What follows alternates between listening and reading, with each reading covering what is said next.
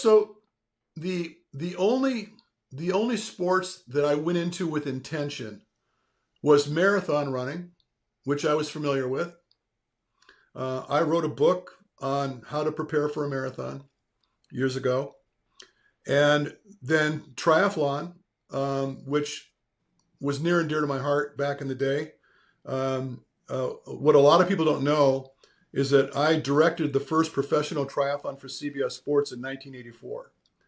Hmm. And I used to own the Maui Triathlon. Mm-hmm. So it just was a natural progression for me as I was getting out of doing the races myself to work with that type of athlete.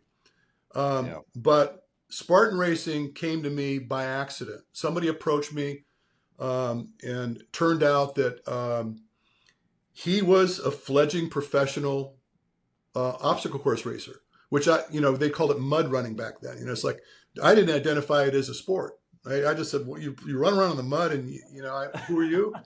And again, so I had to Lots of Google him. burpees. I had to I had to Google him to find out who he was and whether he was legit or not.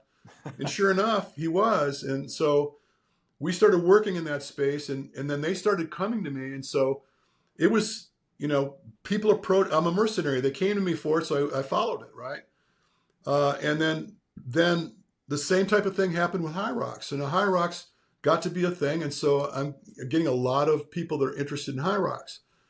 And then that's developed into something. It's probably 85% of my business right now. Wow. And yeah, and so I mean, and then I was approached by the people that developed the sport, and they've made some noise about having me come out to Europe or England in March for their summit to do a presentation for their fledgling certified coaches. Mm. And so I don't know. It's just been interesting. I didn't do anything by design.